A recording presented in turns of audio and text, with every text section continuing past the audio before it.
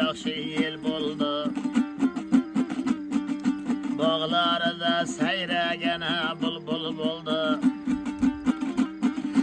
Bu yil mana endi fasl yaxshi keldi. Fermerlarimning yeri hosilga mo'l bo'ldi. Yurtboshimga ming rahmat do'stlar.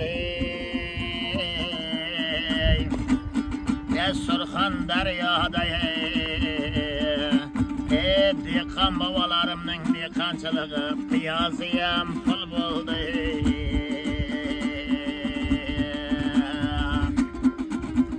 Doiraday toshiblar yursin alham olib jo'shiblar yursin.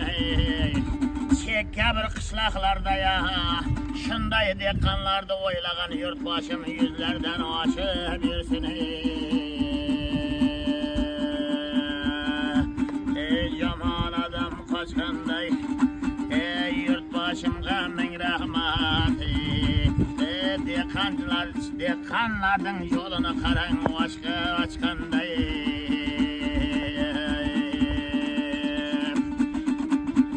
Ovchilar qiladi ovlardi, mahkamlar qilsini bog'lardi. Surxondaryo viloyat hokimiga ham ming rahmat. Dehqonlarga o'z vaqtida yetkazib turdi suvlarni. Davrana surgana, o'ynab endi yurgana. Mana bu yer akalar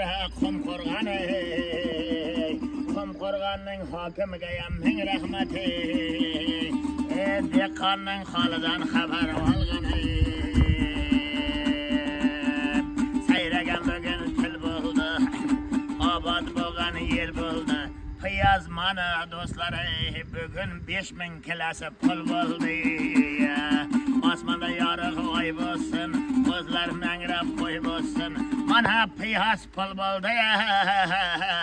Mana kartishkamiz ham nasib bo'lsa iziga kilosi 10 mingdan sotilib dehqonlarim boy bo'lsin.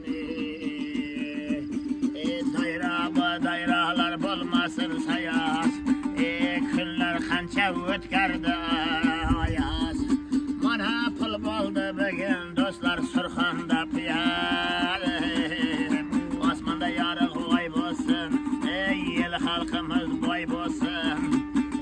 Rahmat sizga do'stlarim. Qo'rg'oningda to'y bo'lsin, ko'ngillarda xushlatsin. Dehqon bobo nasib bo'lsa shu piyozning pullarini yaxshi kunlariga ullaringni farzandlariga o'qitishga yaxshi kunlarga ishlatgin.